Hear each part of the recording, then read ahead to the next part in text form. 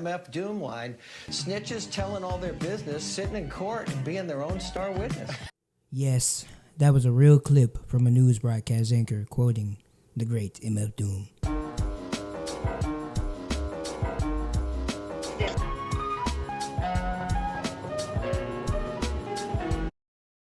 MF Doom is an underground legend. Your favorite rapper's favorite rapper. You may not have ever listened to him, but his impact on the scene is undeniable. How about hip-hop legend Mos Def, which you may know him as Yasin Bey? That might be a challenge for you. Who? To write with Doom? It would be fun because he rhymes as weird as I feel. Like, dude, I swear to God, when I saw that Madvillain record, I bought it on vinyl. I didn't even have a record player. I bought it on vinyl just to stare at the album. Or when he performed All Caps as a tribute to MF Doom. And you know I know, that's a bunch of snow. The beat is so butter. People slow flutter as the art of the calm flow. Don't talk about my mom's show. And you can't tell me artists like Earl Sweatshirt or Tyler Creator didn't draw a little artistic inspiration from the Madvillain. Tyler's usage of different personas is something that Doom was a master at. You think I'm dragging it? Here's the band covering his song Rap Snitch Niches at a high school football game.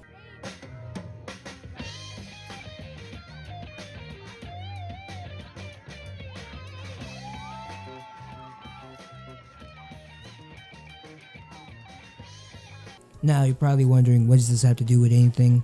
And all I have to say is, if I can find a random band at some random high school deciding to perform a tribute to MF Doom, and more importantly covering his song, that means that his impact would have had to been pretty damn good, if I would say so myself. While he passed away October 31st, 2020, at the age of just 49, his impact will never be forgotten. May the villain rest in peace.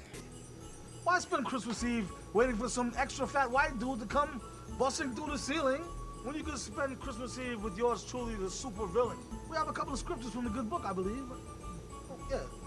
His real name was Daniel Dumoulin, but we will call him Doom. He was actually born in the UK, but raised in Long Island, New York. He came up with the name Doom as a nickname for his real last name, Dumoulin.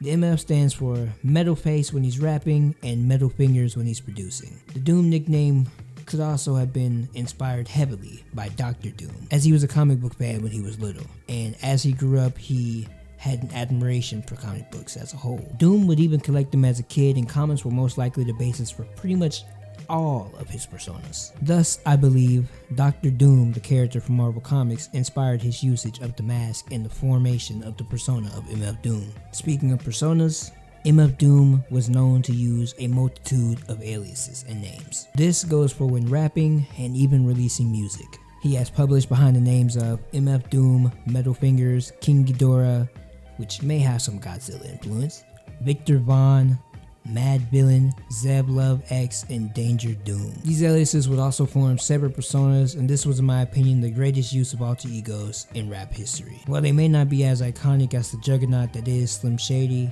Doom paved the way for others in the rap scene. Nature, silence, a lot of times, just playing with my children, things that people probably do every day. Some people might take for granted, little things. The smallest thing will inspire something. Speaking of which, the underground rap scene. He started out rapping when he formed the American hip-hop trio KMD, which stood for Causing Much Damage, with his brother DJ Subrock and Jade One, who would later be replaced by Onyx, the Burstone Kid. Even the music group back in 1991 would use creative uses of samples of kids' television shows and recordings. Over time, Doom would continue to change and build his persona and legend in the New York underground rap scene. In terms of the mask never comes off. It's all a part of Doom's character and persona. It's the most iconic look for a rapper I think I have ever seen. This is how you build yourself up and truly go into character. Doom would even sometimes use doubles to perform for himself at concerts, another benefit of the mask. While it's iconic, the mask is also to build the mystery. However, this is a mystery that I never want solved. He is Doom. It doesn't matter who's behind the mask. All that matters is the message. Yeah, the whole mask thing, really, it's a time in hip-hop where things, from my point of view, started going more to what things look like opposed to what things sound like. Yeah, before video, pre-video, so you really was going off the sound of the record. Straight skills. What I did was I said, all right, look, I'm gonna come with the angle of it don't matter what I look like, it don't matter what the artist look like, it's more what the artist sound like. So the mask really represents the whole like to rebel against the trying to sell the product as a human being, you know what I mean? In terms of what made Doom so special outside of his persona would be his lyricism and production. Lyrically, he's one of the greatest lyricists in rap history. His bars were layered, witty, sometimes a little bit outrageous, full of entendres and double entendres and multiple different meanings, layers upon layers upon layers. In one beer, he uses 11 different samples. There's only one beer left. Rappers screaming all in our ears like we're deaf. Tempt me, do a number on a label.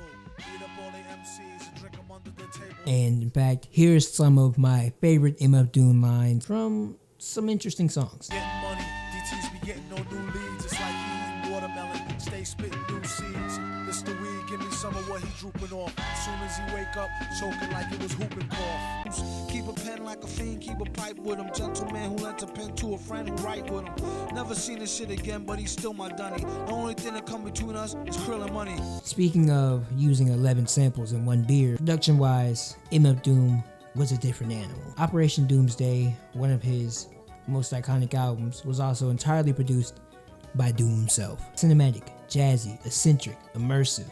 If you've never listened to Doom, Operation Doomsday is a impressive body of work, and I think you may enjoy it yourself. He's also collabed with the producer Madlib, as they would eventually form a duo known as Madvillain, to make what is probably his most iconic album and most talked about album, Madvillainy. It's also my favorite MF Doom album. The album features creative uses of samples. It almost gives this feeling of listening to a villain committing crimes on a Saturday morning cartoon. We even see him during an interview with Red Bull, tapping his fingers to the beats. And proceed to move the crowd like an old Negro spiritual. For a meal, do a commercial for Mellow Yellow. Tell them devils hell no, say y'all on jello. We holler krills, she swallowed pills. He followed flea collared $3 bills and squilt for Halalville. That's probably exactly how he played it on the drum machine when making it. In terms of his work ethic, there were not many like Doom. He put out an absolutely impressive amount of music, 6 studio albums, 2 live albums, 3 compilation albums, 10 instrumental albums, 7 collaborative albums, 14 singles, and 32 music videos in his career. Of these, the ones I would recommend to listen to if you wanted to get into Doom would be Operation Doomsday, Food, and Madvillainy. Before we wrap up, I'd like to recommend a few songs that I personally find some enjoyment of, and if you've never listened to Doom, I think you should check them out. One Beer, Accordion, Fancy Clown, Phasers, which was actually released under the King Ghidorah alias, Great Day, All Caps, Figaro, my personal favorite, Doomsday, and Rap Snitch Niches. Overall, the Madvillain with rhymes like dimes using an accordion in his production will always have a place in the rap game. However, we just have to remember one thing. Remember, all caps when you spell the man's name. If you enjoyed this video, make sure to leave a like, comment, and subscribe. Tell me your favorite MF Doom song, maybe your favorite memory with MF Doom. What do you love so much about him? And I'll see you next time. Y'all take it easy. We out.